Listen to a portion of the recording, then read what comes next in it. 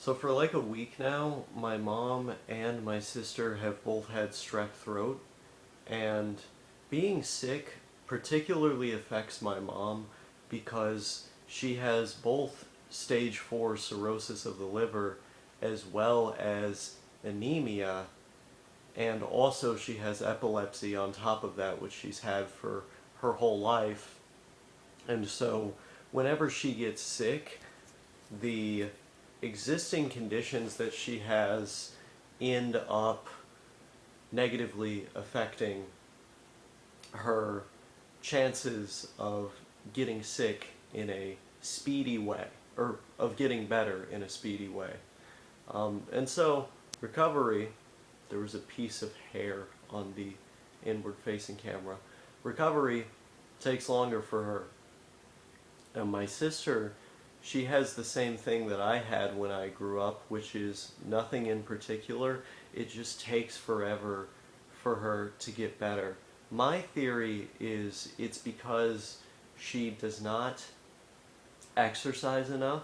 Like, for example, the entire time that these two have been sick, I have not gotten sick. And I think it's because I lift weights every day.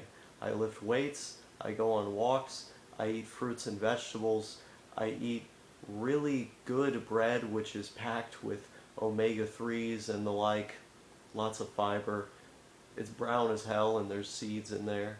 So I think the food that I eat affects my likelihood of getting sick. I also don't drink alcohol. Um, and so I think all of these things together end up preventing me from getting sick.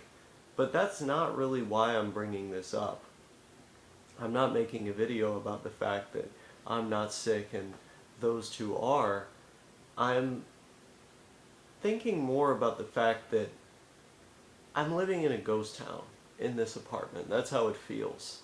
Like, I'm all by myself, my wife isn't here, and my sister, when she's not isolating in her room, feeling tired and sick, sleeping all day because her sleep schedule is nocturnal whenever she's not going to school, she's sitting there on TikTok just mindlessly doom scrolling.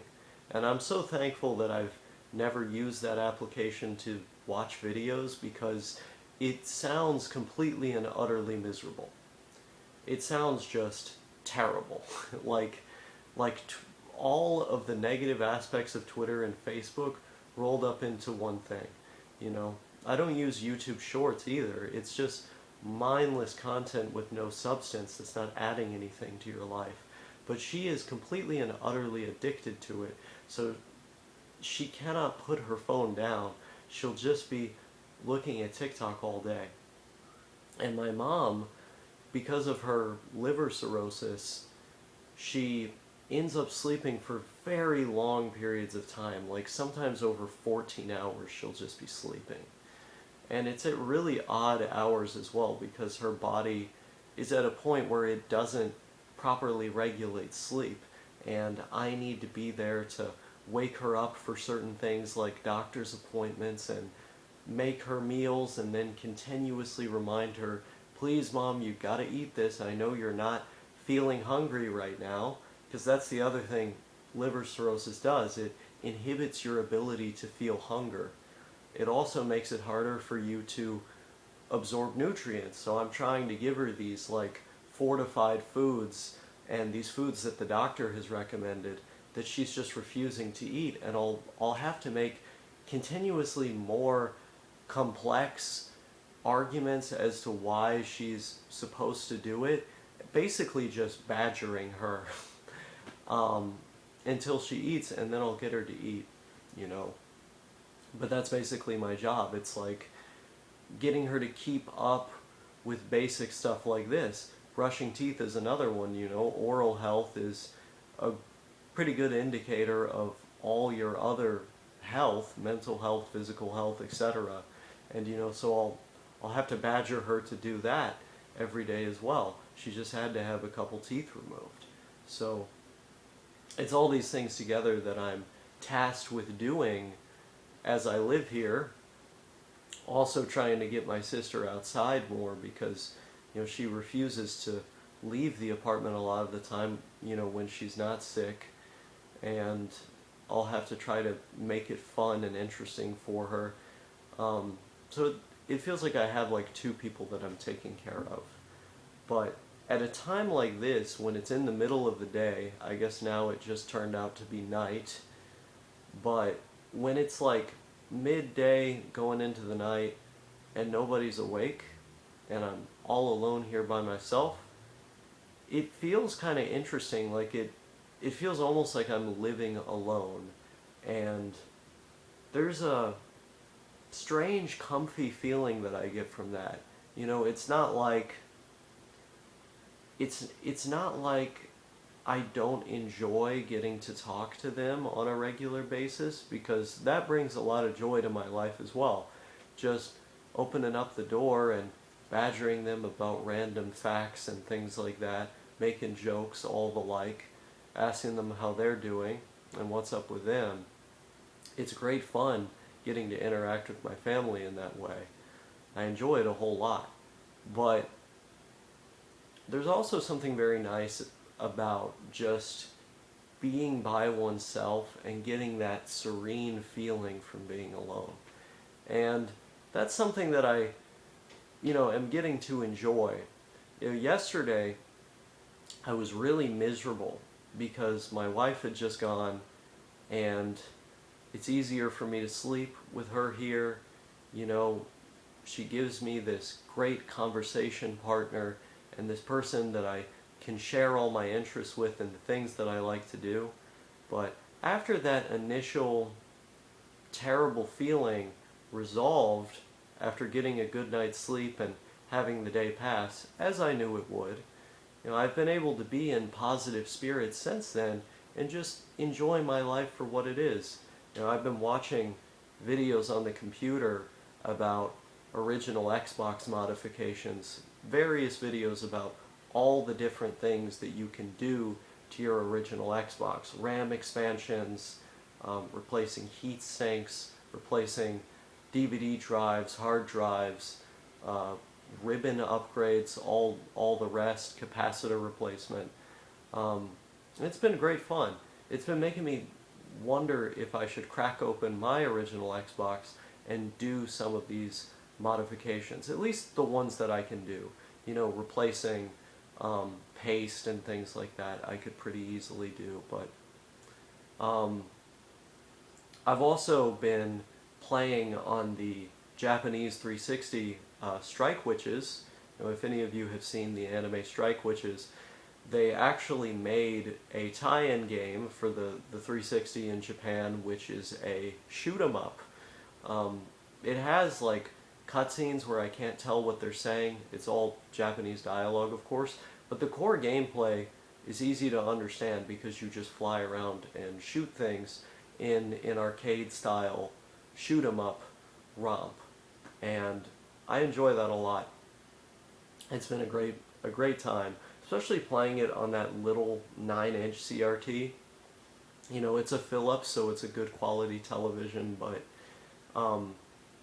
I get surprised consistently about how well the 7th generation consoles fare on standard definition televisions. I think they came out as this odd middle point between the 6th generation, which was pretty much all AV composite, although there were component options for original Xbox, GameCube, and PS2, and some of the games did take advantage of that in a way that looks pretty good. Like, I got my PS2 hooked up to a RetroTank 5X Pro on the Sony Wega, which outputs to up to 1080i, but usually I'm just playing them in 720p upscaled. And for the games that have native 480p support, they upscale really well to 720 on that machine, and they look just drop-dead gorgeous on the HD CRT. Still,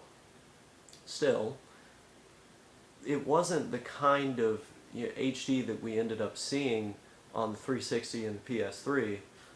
And of course I have those consoles hooked up to that television there, And I would say they actually look much better on an HD CRT than they do on a, simple flat screen. Even though it's compatible, I think these consoles were designed still with the HD CRTs in mind, because that was the primary way of getting high definition content around the time that the 360 and PS3 were being designed. And so that's great fun. But they do fare very well with just the regular yellow, red, and white cables in standard definition. I think there's something kind of comforting about it as well, because like I grew up with the 360 as well as the original Xbox. I think I played more original Xbox in total as a kid than 360, but I still played a lot of 360. And I was playing it on a standard definition television throughout that entire generation. Like, even up to when the PS4 and Xbox One were released, I was still playing 360 for, a couple years into that generation, up until like 2019. That I got my first PS4 in 2019, but up to that point, I was getting the multi-plat games on those older gen consoles, just with a reduced graphic quality, But they still ended up holding up, and obviously the games played, which is what I was concerned with. I didn't want the best visual output. And there's something that makes me pretty nostalgic about playing those games which are compatible for high definition in standard definition. Like, it just reminds me of my childhood, because that's how I played all that stuff. It's nice playing a game the way that you would have played it as a kid. Brings me back to that special place. So that's one of the things I've been doing. I've been playing Strike Witches on 360. And I've just been kind of hanging out, It's been nice to catch up a lot more with my online friends as well, because when Sophia was here, I wasn't really keeping up with them or talking to them much. It's a thing that happens often where, like, I have a limited amount of, let's just call it like space in my memory or in my emotional capacity for people, right? I can't spend time with people all day. I can't really allot other people in my schedule that easily, because I tend to find interaction to be pretty draining. There are times when, like, I'm feeling really elevated and things are going really well, where I can derive energy from socializing, but generally speaking, it feels like kind of a waste of time when I do it. Like, I'll sit there, and after a while I'm like, there could be way better things I could be doing than this. Like, I want to do something more fun or more fulfilling, and I'll just dip out. There's been so many periods of my life where I've gone literally months without speaking to anyone, and I just felt fine. I don't know if this is due to autism or what, but like, that's kind of how I was doing it. I'd hang out with her throughout the day and talk to her.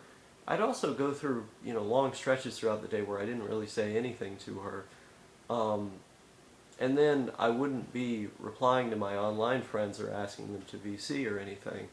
But because she's not here, and I'm not really allotting all of my emotional energy towards interacting with her, it's like I can dispense some of that to other people, which is a really weird way of describing it, but that's how it feels to be me, right?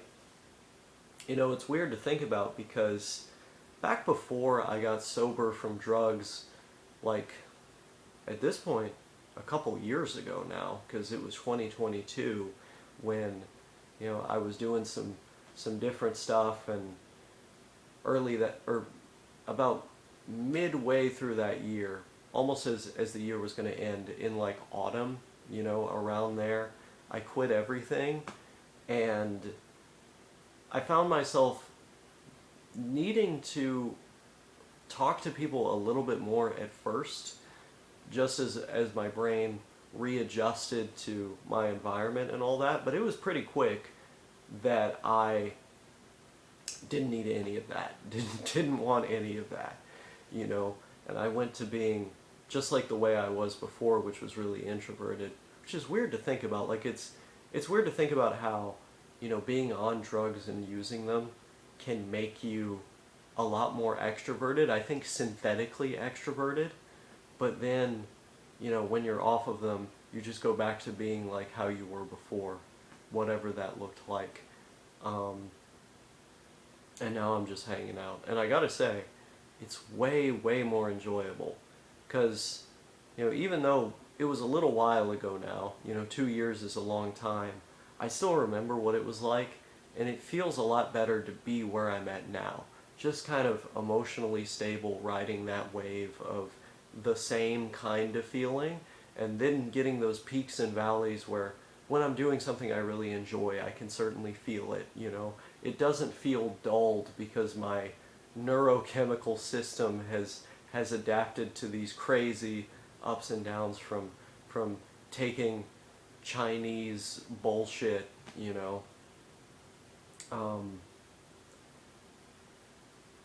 I I don't know what the point of that rant was. It was something to do with socializing. Yeah. I don't really like to do it very much. I do like to do it, but I like to do it in a limited kind of way.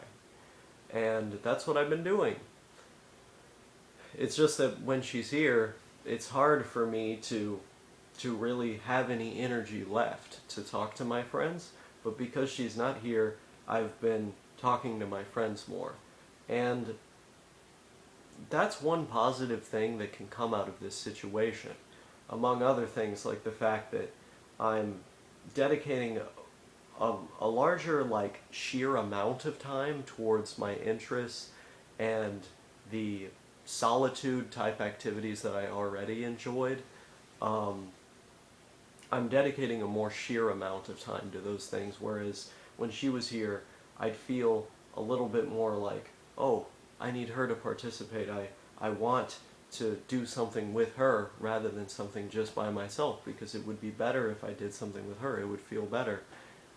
But that made it to where I didn't do as many of the things that are like solely for me, and now I am doing more of those things, which I think is a positive, right?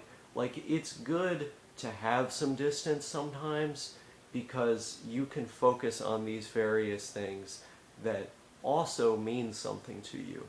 And so there are various positives that you can take out of any development in your life, or any change in lifestyle, or change in the kinds of people that you're around, or the person that you're around.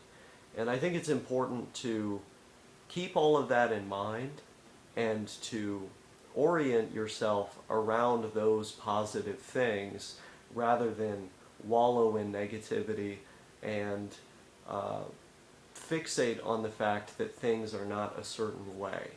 You can enjoy yourself in all kinds of ways, at all kinds of times, in all kinds of places. And that's the message that I want to leave you with here in this video.